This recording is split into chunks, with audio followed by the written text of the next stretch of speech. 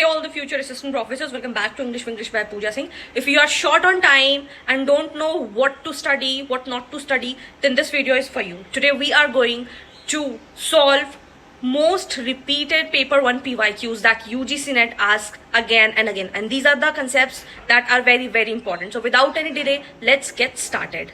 Unit is teaching aptitude PYQs. Arrange the following cognitive objectives in current sequence according to Bloom's taxonomy. Very important topic. Bloom's taxonomy. Every year they ask this question, so it is most repeated. So analyze, understand, create, apply, remember, evaluate. So you can pause here and then you can answer it. So the answer will be A. The very first one is remember, then understand, then apply, then analyze, then evaluate, and then create. Okay. Now the next question is, which of the following are higher order thinking skill? Remember and understand, apply and remember, evaluate, analyze, create, remember, understand and apply. So the correct answer will be analyze, evaluate and create. Okay. So you have to, it will be high order skill. If you have not studied it, do study it. Now the next question, designing a new teaching strategy belongs to which cognitive level? Apply, analyze, evaluate, create. It would be create. How you are creating new things, that is the most important thing. Question number 4, explaining a concept in one's own words remembers to. Remember, understand, analyze, evaluate. It will be understand. Then next question, who propounded the memory level of teaching? Morrison, Hunt, हार्बर्ट, Bloom. ये हमेशा question आया है, बहुत important है कि कौन किस memory को कौन से लेवल को प्रपोज किया. It is none other than the Herbart. Answer number C.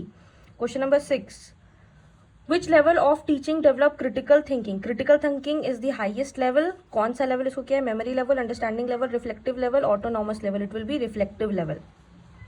Question number 7, which level of teaching is considered the least thoughtful? जिसमें सोचना नहीं पड़ता है. Which is the least thoughtful? Understanding, reflective, autonomous और memory. It will B memory level. वहां पे आपको क्या करना है? It will be rote learning. So rote learning में कभी भी क्या होता है, याद करने का जरूरत, मतलब बहुत ज्यादा दिमाग लगाने का जरूरत नहीं पड़ता. It will be rote learning. Then moving forward to question number 8, understanding level of teaching was given by, it is given by Morrison. Okay. Question number 9. At which level do students mainly memorize fact? Which level? Again, it will be memory level. Then question number 10. Evaluation conducted during teaching and learning processes.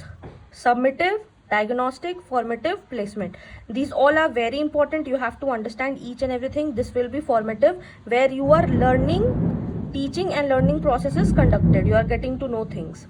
Now question number 11, semester and university examination is an example of. और इस type का question बहुत ज़्यादा आता है कि semester and university का exam है तो वो किस में आएगा? It will B submissive evaluation. आप रिजल्ट देखते हैं कि क्या क्वेश्चन है, क्या आंसर है. फॉर्मेटिव ये क्लास के ड्यूरेशन में होता है. कंटिन्यूअस ये भी क्लास के ड्यूरेशन में होता है. डायग्नोस्टिक जहाँ पे आपको पता करना होता है क्या एग्जाम है, क्या नहीं है, क्या दिक्कत है, कैसे इसको सॉल्व किया जाएगा. That will be diagnostic.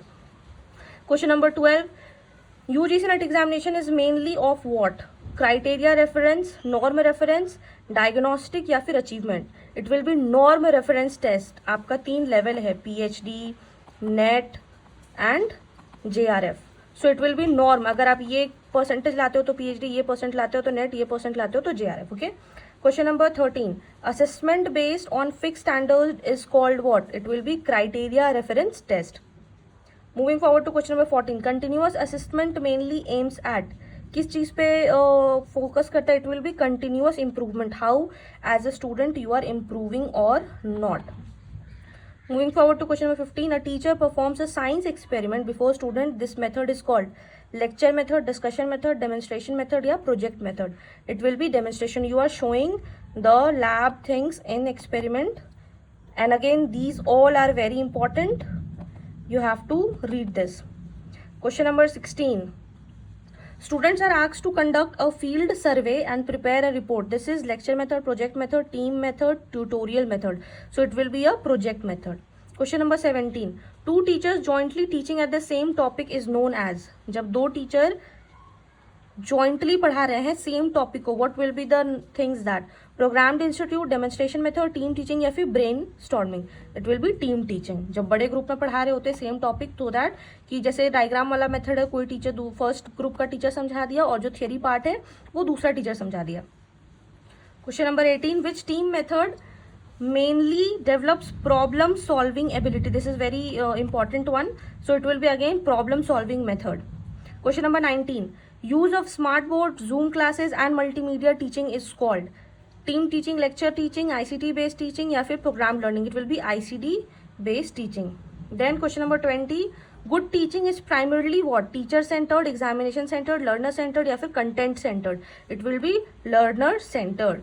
Question number 21, a democratic classroom encourages what? Fear among students. Extreme है, एक्सट्रीम को हमेशा पहले एलिमिनेट कर देना। One way communication, again wrong. Then student participation या पैसिव लर्निंग, हमेशा एक्टिव लर्निंग पे फोकस करना चाहिए, तो again the correct answer will be student participation. Okay, question number 22, in learner centred teaching the teacher acts mainly as controller, facilitator, dictator या फिर examiner? Learner centred में teacher कैसे act करता है? Teacher it always act as facilitator. Okay, question number 23, teaching with predefined objective is known as? जहां पे पहले से प्री डिफाइंड ऑब्जेक्टिव है उस टीचिंग को क्या बोलते हैं? That teaching is called goal oriented teaching. Question number 24, which of the following is a characteristics of teaching effective? Teaching effective क्या है? जहां पे अथॉरिटी हो, गलत। पैसिव लर्निंग, गलत। लैक ऑफ इंटरैक्शन, गलत। So it will be interactive learning. Answer will be interactive learning. Now these are the again assertion reason question. Reflective level teaching develops independent thinking. Reason क्या दिया हुआ है? Reflective teaching emphasises critical analysis and problem solving. हाँ, सो reflective level क्या करता है? Develop करता है कि आप खुद के बारे में सोच सकते हैं। जैसे आप PhD कर रहे हैं, then you can think of your own topic and what will be the problem and objectives, you can think of that. Then reflective teaching क्या करता है कि ये क्रिटिकल एनालिसिस करता है, प्रॉब्लम सॉल्विंग, कि हाँ मेरा अगर ये हाइपोथेसिस है तो मेरा एंड रिजल्ट क्या आएगा। So yes, both A and R true and R is the correct explanation. Then question number 26, formative evaluation improves learning process, it provides regular feedback to learners. Again yes, formative evaluation क्या करता है? learning process को improve करता है, और ये provide क्या करता है? feedback to learner, कि हाँ अभी ये बच्चा अभी ये मैथ्स में वीक है, साइंस में वीक है, अभी इंग्लिश में स्ट्रांग है, तो इस पे फिर ये फीडबैक मिलता है क्लासरूम के within. So both A and R true and R is the correct explanation. Now moving forward to match of the following. ये बहुत बार पूछा गया है, मोस्ट रिपीटेड क्वेश्चन, कि आपको ऑथर्स के नाम, थियरिस्ट के नाम और कौन सा वो डेवलप किया है वो आपको देंगे। तो Herbart, he is famous for memory level. Then Morrison, he developed understanding level theory. Hunt has given the reflective level and Bloom has given the cognitive level. This is the correct answer. You can take a screenshot of it. So now if you will see, these are the important revision point that you need to understand. If somebody is asked that Bloom's taxonomy, just look out for it is the create highest level. Memory level, Herbert. Reflective level, critical thinking. What is the formulative evaluation? ये during teaching से ही होता है। Summative evaluation कब होता है? End of course. Project method क्या है? Learning by doing. Team teaching क्या है? मतलब मल्टीपल टीचर्स होते हैं। गुड टीचिंग क्या होता है? हमेशा लर्नर सेंटर्ड रहेगा, टीचर सेंटर्ड नहीं रहेगा। ठीक है, now moving forward to the research aptitude. ठीक है, A researcher select every 10 student from a list for data collection. Which sampling method is used? Sampling method से हमेशा क्वेश्चन आया है, तो it is very very important that you need to understand it. अगर आप research aptitude में sampling छोड़ रहे हो तो प्लीज सबसे पहले जाकर आज सैम्पलिंग पढ़ना। ठीक है, उसके बाद ये क्या है? Random, stratified, systematic, convenience. It is a systematic. जब 10th 11th ऐसे करके आता है तो ये सिस्टमैटिक होता है। ठीक है, selection happens at the fixed intervals like every 10th, every 15th, every 20th. So it is a fixed intervals में काम करता है। ठीक है, next question, a researcher selects participants who are easily available nearby. This is what? Random sampling, purposive sampling, convenience sampling, stratified. तो easily available हो जाते हैं nearby, तो वो मेरे convenience से हो रहा है। ठीक है, convenience because they are selected, they are easily accessible. Now population is divided among into groups such as male or female before sampling. This is what? This is stratified sampling, क्योंकि population को किस पे into stratas या फिर groups में divide किया जाता है। Question number 31. Research conducted to solve immediate practical problems is called, अगर कोई भी इमीडिएट प्रैक्टिकल प्रॉब्लम है उसको आप सॉल्व करो, that is applied research. Applied research क्या करता है, तुरंत फोकस करता है प्रैक्टिकल सॉल्यूशन पे। Question number 32, research aimed at developing theory and knowledge without immediate application. पहला था इमीडिएट, विदाउट इमीडिएट मतलब it is a fundamental research. Now moving forward to question number 33, a teacher studies problems in her own classroom and tries to improve teaching method is what. तो टीचर क्या कर रहा है अपने ओन क्लासरूम और improve कर रहा है, तो उसको क्या बोलेंगे, it is an action research. क्यों, एक्शन रिसर्च क्या करता है, इमीडिएट क्लासरूम प्रॉब्लम को सॉल्व करता है। नाउ हाइपोथेसिस से आप मतलब देख लीजिए हर ईयर बहुत सारा क्वेश्चन आता है, इवन इन जेपीएससी में भी बहुत सारा क्वेश्चन हाइपोथेसिस, तो बहुत इजी क्वेश्चन है। हाइपोथेसिस का चार स्टेटमेंट क्या है, नल हाइपोथेसिस क्या है, zero hypothesis, what is HO, what is everything, what is alternate hypothesis. तो हाइपोथेसिस प्लीज अगर आप अभी तक नहीं पढ़े, go and read it, okay. It is a hypothesis is a tentative statement जो हम अपने रिसर्च प्रपोजल के स्टार्टिंग में बनाते हैं कि हम एक प्रॉब्लम कर रहे हैं, इसमें हम क्या कर सकते हैं। Social media negatively affects academic performance is an example. तो सोशल मीडिया का जो नेगेटिव इफेक्ट परफॉर्मेंस है वो क्या है, it is an example of hypothesis, ठीक है। ये हम एक हाइपोथेसिस रखते हैं, कोई जरूरी नहीं कि सोशल मीडिया का नेगेटिव ही इम्पैक्ट है, पॉजिटिव। सपोज अभी I am explaining the most repeated PYQs, ये एक पॉजिटिव इम्पैक्ट है या नेगेटिव इम्पैक्ट है, please do let me know in the comment section. तो ये एक टेंटेटिव स्टेटमेंट है जो कि चेंज हो सकता है। Question number 36, a hypothesis should be क्या, वेग, इमोशनल, टेस्टेबल या फिर lengthy. It should always be testable, vague नहीं, इमोशनल नहीं, लेंदी नहीं। तो जहां भी आपको एक्सट्रीम दिखे please that is wrong, okay, वो रॉन्ग हो जाता है। Moving forward to copying another researcher works without acknowledgement is called. कभी भी बिना एक्नॉलेजमेंट का काम होता है उसको बोलते हैं प्लेगियरिज्म। इस पे भी बहुत सारा क्वेश्चंस बनता है। Which of the following is the most unethical in research? Unethical सबसे क्या होता है, data fabrication is one of the most unethical research, ठीक है। ये सारा है लेकिन data fabrication is, literature review है, रिफरेंसिंग सही बात है, प्रॉपर साइटेशन करना जरूरी है, लेकिन डेटा फेब्रिकेशन आप सही चीज को अपने से मोल्ड करके पूरा स्टोरी ही चेंज कर दो, that is wrong, data fabrication. Question number 39, predatory journals mainly lack. Predatory journals क्या लैक करता है, it is pure review quality. ये रिसर्च बहुत ज्यादा इंपॉर्टेंट हो जाता है ना। Moving forward to question number 40, in the statement effect of online learning on academic performance, online learning is what, ये dependent है, independent, it is independent variable। question number 41, the variable affected by another variable is called, it is dependent। अगर किसी भी variable के change होने से effect होता है तो वो डिपेंडेंट है, तभी वो चेंज हो रहा है। अगर आपके पापा आपकी मम्मी को पैसा नहीं देंगे तो she won't be changed, she will be affected, ठीक है।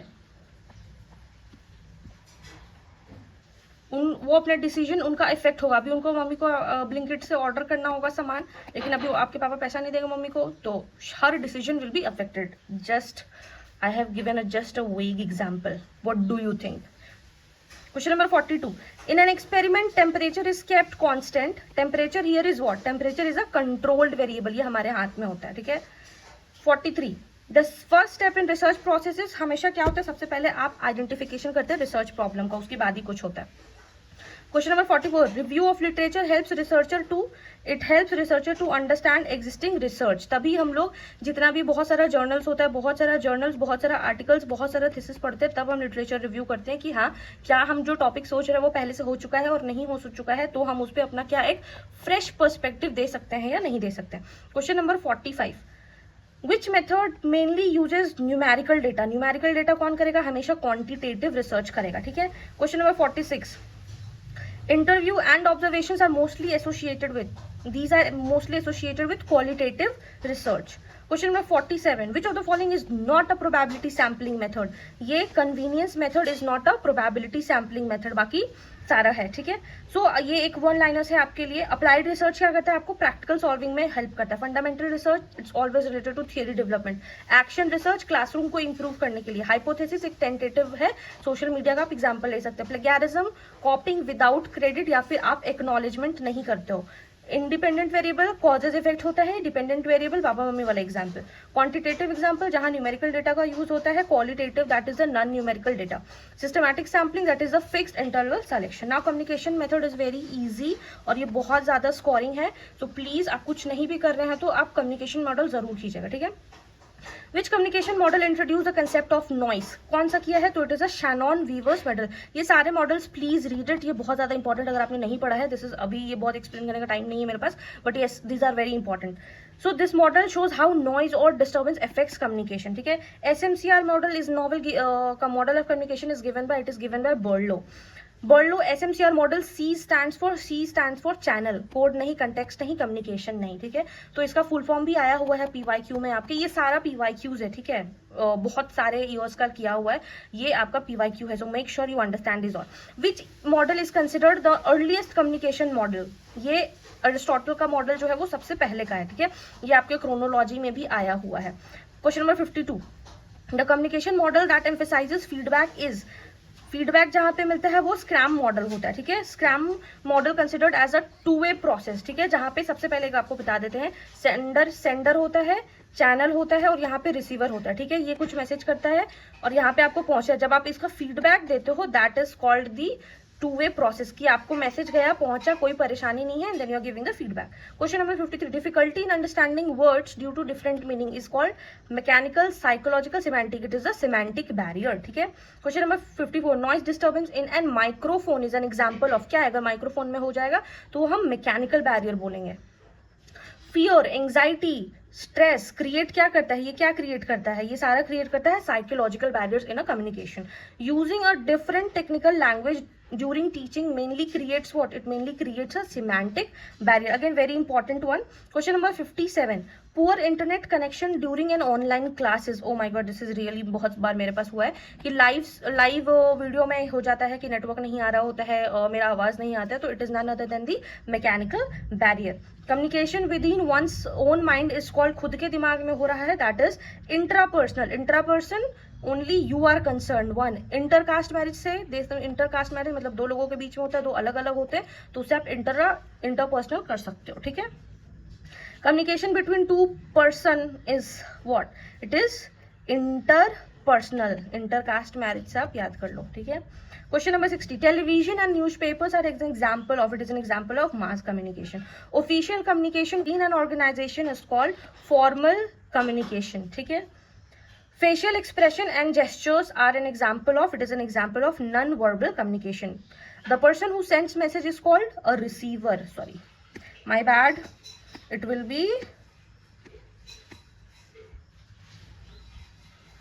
the person who sends message is called sender, ठीक है। Conversion of ideas into symbols or language is called encoding।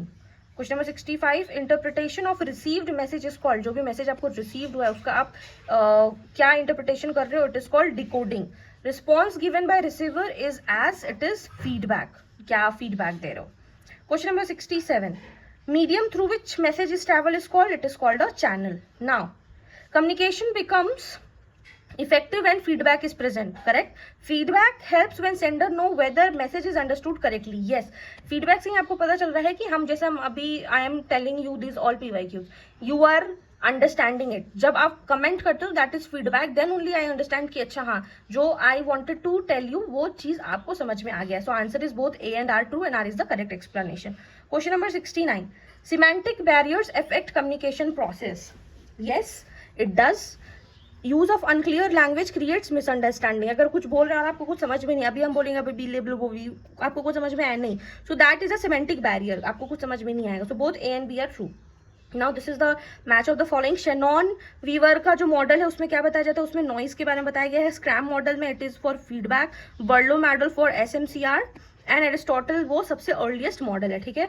Important one liners, Shannon Weaver noise model, Berlo SMCR model, Schramm feedback model, Aristotle earliest model, semantic barrier आपको language problem होता है, psychological barrier that आपके दिमाग में होता है, fear and stress, mechanical barrier that is technical issue, intrapersonal that is communication with self, आप अपने आप से क्या बात कर रहे हो, interpersonal between two people that form, आप इंटरकास्ट मैरिज से याद कर सकते हो, mass communication, TV, newspaper, radio, Instagram, Facebook is all mass communication. Now moving forward to DI PYQs for now data interpretation बहुत ज़्यादा इंपॉर्टेंट है, स्कोरिंग बहुत लोग डर जाते हैं, 5 क्वेश्चन आता है, या तो ग्राफ आएगा या तो टेबल आएगा, ये आएगा, बहुत ज़्यादा आपको बेसिक कैलकुलेशन है, परसेंटेज है, कंपैरिजन है, एवरेजेस है। अगर आपका कैलकुलेशन स्पीड अच्छा है तो आप अच्छा स्कोर कर सकते हैं। किस टाइप का DI आता है? Bar graph, pie chart, table, line graph. तो आपको देख के डरना नहीं है। सबसे ज़्यादा क्या करते हैं, दे कैलकुलेट स्लोली, इसीलिए वो मार्क्स लूज कर सकते हैं, फिर परसेंटेज नहीं समझ सकते। तो आपको सबसे पहले परसेंटेज कन्वर्शन आना चाहिए, अप्रॉक्सीमेशन, रेशियो, एवरेजेस या फिर कंपैरिजन कि कैसे करना है। ये सारा चीज़ बेसिक है, ये नहीं आएगा तो थोड़ा सा मुश्किल हो सकता है। तो ये है DI सेट 1। डिपार्टमेंट दिया हुआ है, स्टूडेंट दिया हुआ है, इंग्लिश में इतना, हिस्ट्री में इतना, कॉमर्स में इतना, पॉलिटिकल साइंस में इतना, सोशियोलॉजी में इतना। अब पूछ रहा है इसमें question, which department has the highest number of student, English, commerce, sociology, history. तो आप क्या करोगे, इसका स्क्रीनशॉट ले लीजिए आप, सो that you will understand it. So it is सबसे ज्यादा, इट इज ऑफ कॉमर्स। तो कॉमर्स बहुत ज्यादा, बहुत बार थियोरेटिकल क्वेश्चन भी आता है, बहुत बार बहुत ज्यादा कैलकुलेटिव आता है। तो I have taken both one, ठीक है। Total students in English and history, इसमें कुछ नहीं करना था, simple addition, it was easy. तो 220 इतना भी इजी नहीं आता, लेकिन हाँ पहले इतना इजी आ चुका है, ठीक है। Difference between commerce and sociology student, तो इसमें आपको परसेंटेज माइनस करना है। तो 150 minus 90 that will be 60, answer is B. Average, average से बहुत ज्यादा क्वेश्चन आता है कि इतने स्टूडेंट है, इतने सारे डिपार्टमेंट के हैं, आपको करना है। तो इन ऑल द डिपार्टमेंट्स कितना है, इट विल बी 118, 120, 100, 150, 130, 590, कितना सब्जेक्ट्स है 5, उससे आपको डिवाइड कर देना है। Now pie chart is given, food 30%, rent 40%, books 10%, transport 10%, miscellaneous 10%। ये कुछ ऐसे करके दिया है, ऐसे करके, ठीक है। और ये फूड है, ये रेंट है, ये बुक है, ये ट्रांसपोर्ट है, मिसलेनियस है। अब बोल रहा है कि amount spend on rent, rent पे कितना ज्यादा अमाउंट स्पेंड किया गया है, रेंट पे 40%। तो सबसे पहले आपको क्या करना है, टोटल एक्सपेंडिचर जो गिवन है यहाँ पे 20,000 दैट इज गिवन, ओके। अब आपको क्या करना है, यहाँ पे देखना है कि कैलकुलेशन करना है 40% का, 40% ऑफ कितना, टोटल का, ये गिवन है। तो उसको 0.4 इसको मल्टीप्लाई करेंगे, दैट विल बी 8,000। तो आपका answer will B 8,000। Amount spent on books वैसे ही निकालना है जितना परसेंटेज दिया है उसका। तो this is your basic understanding कि 10% ऑफ 20% कितना आएगा, कि किससे किसको करना है। You should understand that ratio, ठीक है। Combined expenditure of food and rent, आपको स्टेटमेंट बहुत ज्यादा वो नहीं मिलेगा, ऐसे 2-3 स्टेटमेंट लिखेगा। I have written in short so that you can understand it. Food और रेंट का करना है तो 30% फूड का, 40% रेंट का, दोनों 70%, 70% किसका, टोटल एक्सपेंडिचर का। उसको करने से हमको 0 कट कर देंगे, 7 2 14, सो that will be your answer. ये है एक, इसमें तीनों का दिया हुआ है कि 4 स्टूडेंट है, उसका इंग्लिश, हिस्ट्री और पॉलिटिकल साइंस का मार्क्स दिया हुआ है। Now they are asking who scored the highest total marks. तो इन तीनों का ऐड करना है आपको, सबसे ज्यादा देखेंगे तो दैट विल बी डी। ए का 225, बी का 240, सी का 225, डी का 270, so D will be the answer. Average mark of student B, average mark of student B, so that will be 65, 90 plus 85 that will be 240, 240 और 3 सब्जेक्ट का कर रहे हैं इसलिए हम लोग 3 से डिवाइड कर रहे हैं, that will be 80 answer. Highest marks in history are obtained by, highest marks in history obtained by किसका है, तो 80, 90, 75, 85 दैट इज बी का आया है। तो बी का आया है, आंसर इज बी, बी का 90। आपको मैथ्स में DI में क्या शॉर्टकट करना है, अगर 40% स्टूडेंट पास आउट ऑफ 50 तो what you have to write is like that 40 by 50 will be 100 that is of 80%। तो 80% स्टूडेंट हैज पास, ये हमेशा इस टाइप का क्वेश्चन आपका बहुत आएगा। फिर एवरेज आएगा, एवरेज कैसे निकालना है, जितना टोटल है sum of observation by number of observation, तब आपका एवरेज आएगा, ठीक है। अब है फ्रैक्शन, ये फ्रैक्शन थोड़ा याद कर लीजिए, 50% है, इसका फ्रैक्शन 1/2, 25% 1/4, 10% दैट इज 1/10। हम लोग इसको ऐसे भी लिख सकते हैं, कन्वर्जन 20% 1/5, 75% 3/4, ठीक है। आपको अप्रोक्स में याद करना है, अगर कहीं लिख रहा है 44.833333 तो इसका आप, और आंसर में अगर 45 है या 43 है तो आप आंसर में जा सकते हैं, अप्रोक्स देख सकते हैं कि हाँ ये अप्रोक्स 44 है तो ये 44 मेरा अप्रोक्स है। आपको लेंथी कैलकुलेशन नहीं करना है, सबसे पहले क्वेश्चन पढ़ना है, उसके बाद पैराग्राफ करना है, इसलिए आपको टाइम सेव होगा। डेली प्रैक्टिस करना है, अभी 5 दिन बच गया है तो यू कैन डू 10 DIs, उसमें बहुत ज़्यादा इंप्रूव हो जाएगा। Now moving forward to the logical reasoning, ठीक है। logical reasoning again it is most scoring, syllogism आता है, fallacies, Indian logic, Venn diagrams, argument structure, बहुत ज़्यादा concept based, repetitive और practice oriented रहता है, ठीक है। इसमें आपको क्या करना है, इसमें आपको अपना दिमाग का यूज करना है, दैट्स ऑल, और कुछ नहीं, ठीक है। ऑल टीचर्स आर स्कॉलर्स, ठीक है, and some scholars are writer, ये स्टेटमेंट है आपका, कंक्लूजन है। Some teachers are writers and some scholars are teacher. तो क्या करता है ये, सिर्फ ये 2 फॉलो कर रहा है, सम स्कॉलर्स आर टीचर्स, ठीक है, सम स्कॉलर्स आर टीचर्स, क्योंकि only 2 follows क्योंकि all teachers are scholars, so we can definitely say कि some scholars are teacher, but there is no direct relation between teachers and writers. Teacher और writers का कोई direct connection नहीं है. इसमें आप लॉजिक नहीं ढूंढ सकते हैं. लॉजिकल रीजनिंग में यू नीड टू अंडरस्टैंड कि आप जब पढ़े हो तो क्यों है ये स्टेटमेंट इससे मैच कर रहा है या नहीं कर रहा है. ऑल रोजेज आर फ्लावर, सारा रोज क्या है, फ्लावर है. सारा रोज क्या है, फ्लावर है. And some flowers are red, और कुछ फ्लावर्स रेड है. कंक्लूजन क्या निकालते हैं कि some roses are red and some flowers are roses. So yes, only 2 follow. Some roses are red नहीं बोल सकते हैं क्योंकि सम फ्लावर्स, कुछ रोज है. इसमें क्या बोला था कि कुछ फ्लावर रेड है, सब रोज रेड नहीं है. ठीक है, तो only 2 follows. Question number 82. No student is lazy. No student is lazy. कोई स्टूडेंट लेजी नहीं है, लेकिन सम बॉयज आर स्टूडेंट. जो लेकिन कुछ बॉय है जो कि स्टूडेंट है. तो some boys are not lazy, and all boys are student. All boys student नहीं था, सम बॉयज स्टूडेंट था. ठीक है, all some boys are not lazy, ये करेक्ट है. तो ओनली 1 फॉलोज. ठीक है, इसमें आपको ये सिलॉगिज्म रूल ये है ऑल ए आर बी, मतलब ये होगा ऑल ए आर बी. ठीक है, A inside B. Some A and B partial, some A some B, कुछ ऐसा होगा. नो ए बी, तो नो ए बी. आपको इस तरीके का डायग्राम बना के समझना है. ठीक है, now come to the fallacies. Fallacies में क्या है, फैलेसीज में चलते हैं. Attacking a person instead of argument is called, it is ad hominem. Okay, real example. For example, instead of answering debate, a person says your opinion is wrong because you are uneducated. So आप तो direct person को attack करें, it is not an argument, give an valid argument, तब आप समझ पाओगे. Question number 84. Assuming that because one event follows another, the first cause is the second. क्या होता है ये होता है false cause. I wore lucky shoes and passed exam, so shoes caused success. तो ये तो false cause policy है ना, ऐसा कुछ होता नहीं है रियल लाइफ में. Then using conclusion itself as a proof, तो it will be circular argument. For example, democracy is best because democratic system are superior. Same idea repeated as proof. नहीं, ऐसा नहीं होता. So अगर ऐसा हो तो इसको हम लोग बोलते हैं circular argument. So now Indian logic, very important for UGC NET, and they always ask about the Indian schools of logic.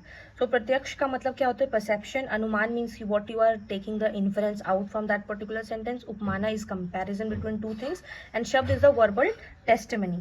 ठीक है, question number 86. Knowledge gained through direct perception. अगर डायरेक्ट परसेप्शन से आप नॉलेज गेन कर रहे हैं, it is pratyaksha. Inference in Indian logic is called is anumana. ये हम लोग पहले ही पढ़ लिए. ठीक है, question number 8. Knowledge gain from reliable verbal testimony. क्या होता है, शब्द.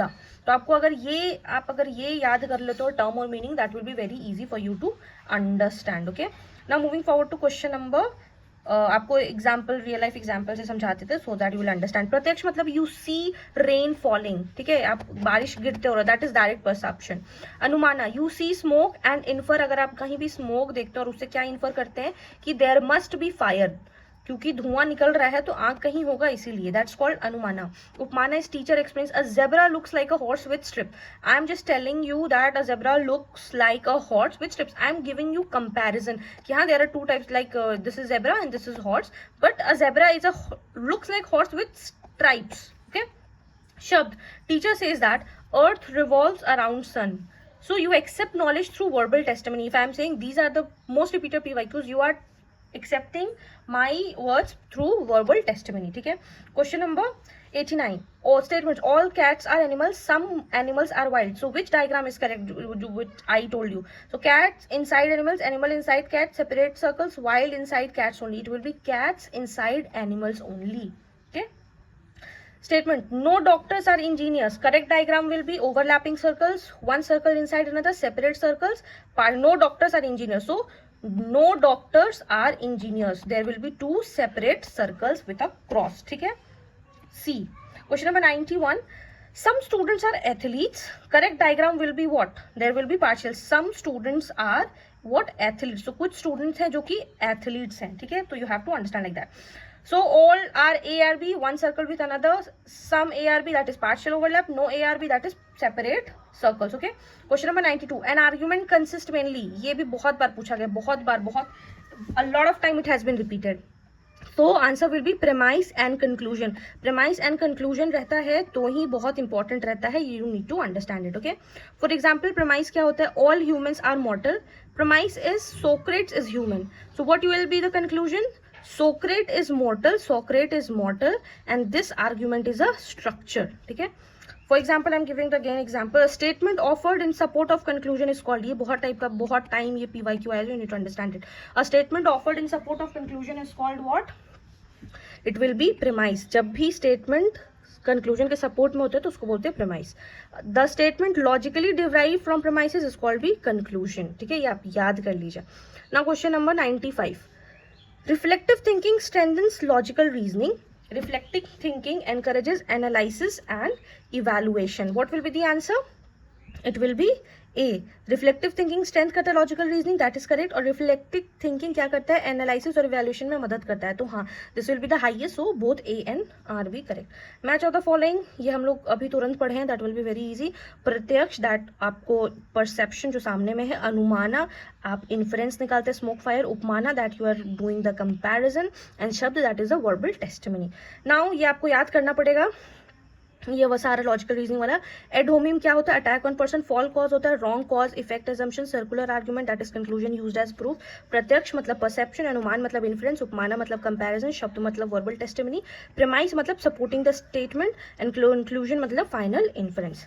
Now moving forward to the ICT PYQs. बहुत इंपॉर्टेंट होता है, बहुत स्कोरिंग होता है, बहुत ज़्यादा स्कोरिंग होता है. और इसमें बहुत ईजी क्वेश्चन पूछा जाता है. Internet terminology, computer generation, cyber security, ICT tools and storage units. ठीक है, so we are going to do it all. So let's get started. Internet terminology क्या तो WW स्टैंड्स फॉर, सबको पता है, but still this was a PYQ, so I had to include it. तो world wide web, इसमें भी लोग बहुत गलती करते हैं. ठीक है, question number 98. Which protocol is mainly used for transferring web pages on internet? It is HTTP. ठीक है, do let me know the full form of HTTP. Web address is called URL. Very easy one, कोई ज़रूरत नहीं इसको बहुत ज़्यादा परेशान. Which of the following is a search engine? तो सबको पता होना चाहिए कि सर्च इंजन क्या होता है, वेब एड्रेस क्या होता है, ये सारा चीज़ में आपको आइडेंटिफाई करने आना चाहिए. तो Google is a search engine. Web browser क्या होता है? It is a Chrome. ठीक है, important terms. URL, that is uniform resource locator. HTTP, hyper text transfer protocol. WW, world wide web. Browser, जहाँ पे आप वेबसाइट को एक्सेस कर सके. सर्च इंजन, जहाँ पे आप इंफॉर्मेशन फाइंड करें. इन सभी से भी बहुत बार PYQs आया है और लोग गलती करके आए. They lose free marks, so make sure you don't lose it. Okay, now computer generation से बहुत बार क्वेश्चन आया. सो पहला generation that is vacuum tube. Second generation transistors. Third generation integrated circuits. Fourth generation is micro processor. And fifth generation is artificial intelligence.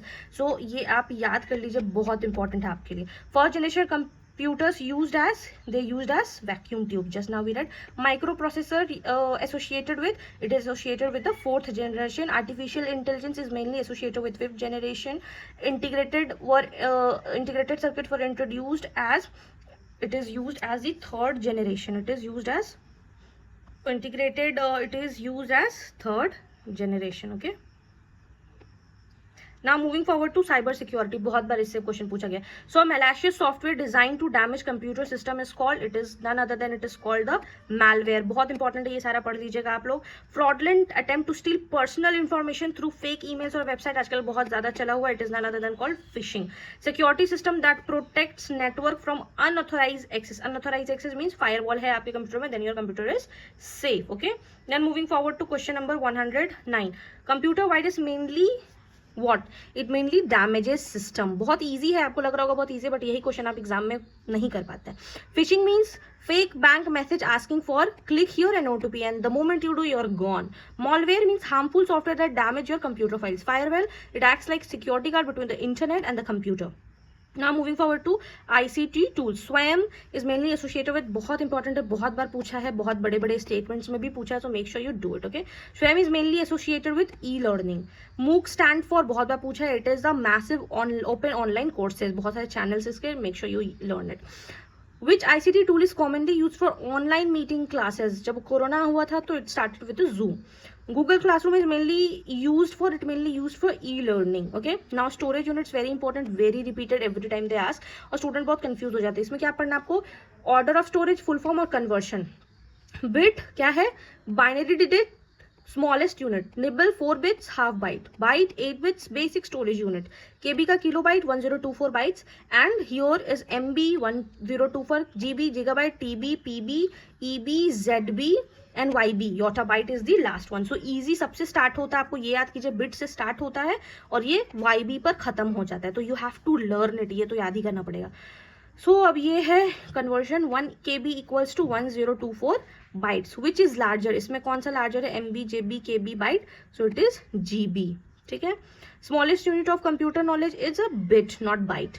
एक byte कितना होता है, एक बाइट में 8 बिट्स होता है. क्या आप याद कर सकते हैं ऐसे, big nerds bring knowledge more great than people ever zoom yesterday. ठीक है, तो ये आप याद कर सकते हैं, आपको ऐसे याद करना है, आप अपना निमोनिक्स बना लीजिए, कोई इशू नहीं है. This is the thing, you can take a screenshot. Bit, nibble, byte, KB, MB, GB, TB, PB, EB, ZB, YB. KB किस चीज के लिए यूज होता है, it use for small text file. MB song या फिर फोटो के लिए यूज होता है. GB movies mobile storage. TB hard disk storage.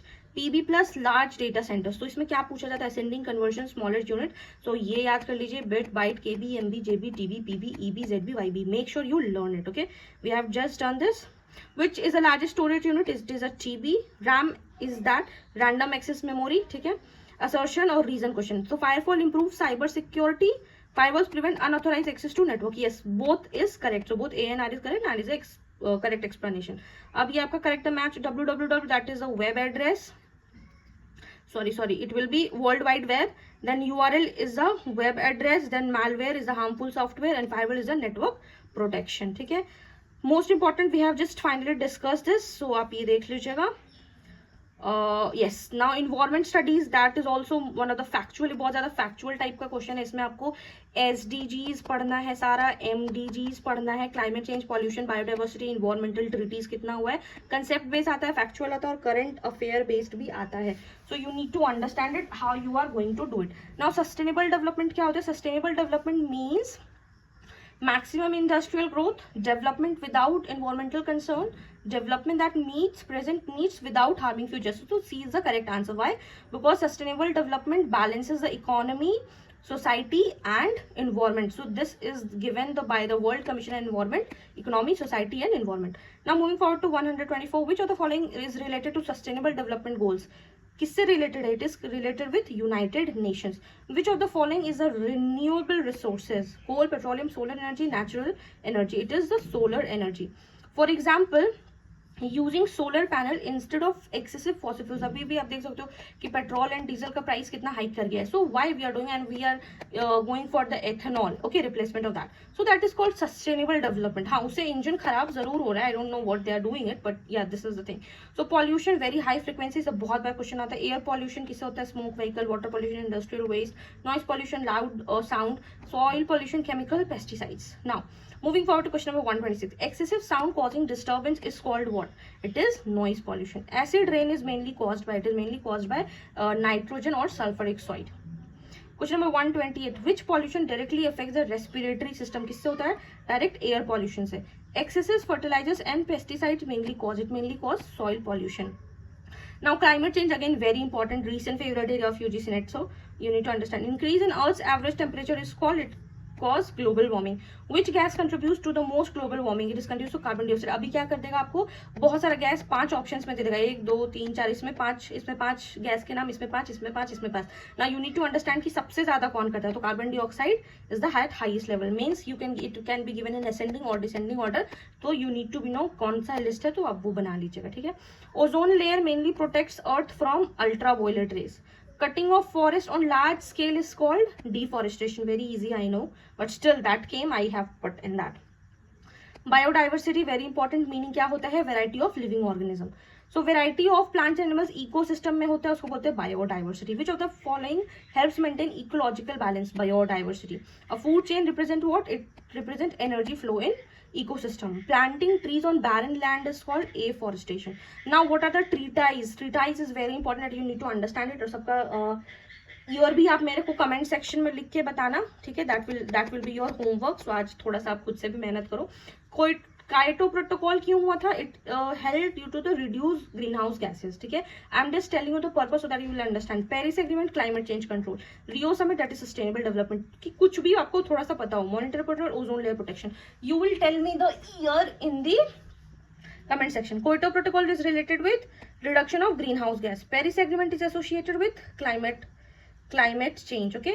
Then Montreal Protocol mainly aims at protecting ozone layer. Rio Summit is associated with sustainable development. Now, assertion reason: afforestation helps reduce climate change effects. Trees absorb carbon dioxide from atmosphere. Yeah, both is correct and R is the correct explanation.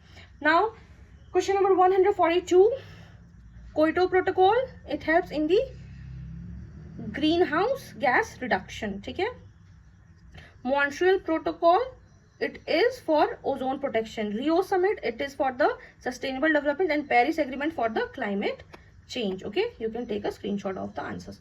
Now, this is the last revision. Sustainable development means future friendly development. Global warming, rise in earth temperature, biodiversity, variety of organism, afforestation, planting trees, deforestation, cutting trees. Kyoto Protocol, greenhouse gas reduction. Montreal Protocol, ozone protection. Paris Agreement, climate change. Acid rain, sulfur plus nitrogen oxide. Ozone layer, that is block UV rays. ठीक है. Now, ये treatise climate change pollution पे ज्यादा focus करता है, concept based questions आते हैं. Now the last unit is very factual, highly factual and very important. They will be asking all the educations, functions, NEPs, NAAC, important educationals. ठीक है, बहुत ज्यादा फ्रीक्वेंसीज है. So Radha Krishna mission commission किस चीज के लिए है? यूनिवर्सिटी पे फोकस करता है. Motilal commission, that is for secondary education. ठीक है. नाउ कोठारी कमीशन एजुकेशन और नेशनल डेवलपमेंट पे करता है. ठीक है. तो university Education Commission was headed by 1949. It is headed by Radha Krishnan. Kothari Commission is associated with Daulat Singh Kothari. That is the National and Education and National Development. Secondary Education Commission was headed by Radhakrishnan, Modilar, Kothari, and the Zakir Hussain. It is Modilar. most important Kothari commission point. So it was why it was recommended common school system के लिए, ताकि सबको common school में education मिले, national development हो. Now topic two UGC. Important function बहुत बार पूछा गया, तो you should be knowing about it. UGC, university grant commission, was established in 1956. Main function of UGC: coordination of higher education, maintaining standards, providing grants, recognition of university, promoting research. बहुत important है. So UGC was established in, it was established in, पता होना चाहिए आप किस exam का किस year में स्टैब्लिश हुआ है. You should be knowing this all things. So 1956. Then which organisation maintain standards in higher education? It is none other than the UGC. Grants कौन प्रोवाइड करता है? It is UGC. Mainly deals with higher education. Now NEP, again very important, national education policies. बहुत बार पूछा गया इससे. क्या होता है important feature? Multi disciplinary education, holistic learning, flexible curriculum, multiple entry exit system, academic bank of जो अभी क्रेडिट चला हुआ, skill based learning. So these are the important features. NEP emphasizes what? It emphasizes multidisciplinary education. Academic bank of credits introduced in NEP 2020. ठीक है. Multiple entry exist feature किसमें है? It is NEP 2020. ठीक है. So a student can leave degree after 1 year, then return later and continues through credits. तो ये flexible करता है, that is NEP. Now NAC, very repeated, बहुत बार रिपीटेड हुआ है. So the full form is national assessment and accreditation council. किसमें कब एस्टैब्लिश हुआ? 1994. Headquarters is Bengaluru. पर्पस क्या है? कॉलेजेस, यूनिवर्सिटीज और हायर क्वालिटी एजुकेशन इंस्टीट्यूट को एसेस करना और एक्रीड करना कितने रैंक पे है. ठीक है. NAC स्टैंड फॉर, अभी हम लोग किए, तो national assessment and accreditation council. फिर हेडक्वार्टर्स क्या है? बेंगलुरु में. Mainly evaluates what? Quality of higher education institution. ठीक है ना. इंपॉर्टेंट इंस्टीट्यूशंस के लिए तो बहुत ज्यादा इंपॉर्टेंट है. यूजीसी क्या करता है? हायर एजुकेशन कोऑर्डिनेशन के लिए यूज होता है. Main function NCERT, school education research. AICT, it is technical education. NCT, it is a teacher education, and IGNOU is a distant education. तो ये बहुत ज़्यादा important. Take a screenshot of it, or I would suggest write it down. So NCERT mainly deals with the school education. ठीक है. AICT regulates technical education. NCT is related to teacher education. IGNOU is famous for distance education, and full form is Indira Gandhi National Open University. Now assertion reserve question. UGC helps standards in higher education. UGC provides grants. Yes, both A and R true. UGC किस चीज के लिए होता है? UGC is for higher education. UGC is for higher education, ठीक है, ये आप देख लो, UGC is for higher education होता है। फिर NCERT किस चीज के लिए होता है? NCERT होता है स्कूल एजुकेशन के लिए होता है। फिर AICT किस लिए होता है? That is for teacher education. And NCTC होता है फॉर टीचर एजुकेशन, ठीक है। मोस्ट इंपॉर्टेंट ये आप एक स्क्रीनशॉट ले लो फॉर आपको समझ में आएगा। UGC higher education, NCERT that is school education, AICT is technical education और NCT इज टीचर एजुकेशन, ठीक है। अब important one liners for the last. Radha commission mission university education, Kothari for school and national, UGC higher education, NAC accreditation body, NAP multidisciplinary, AICT technical education, NCERT school education, NCT teacher education and IGNOU is distance learning. So finally what you need to understand, this unit is mostly factual, repetitive and easy to revise. What you have to focus on: commissions, years, headquarters, functions, abbreviation, and that is the most important things you need to focus on. So here we have solved about like 160 question. Do let me know what will be your score out of 160. So these were the most repeated paper 1 PYQs, and question does not come the same, but the concepts are always same. They will be asking again and again. So make sure you revise these questions first, and all the best for your examination. And if you found this video helpful, do not forget to like, share with your friends those are preparing for UGC NET, and do subscribe English by Pooja Singh if you have not subscribed it yet. Till then, keep learning, keep shining. Bye.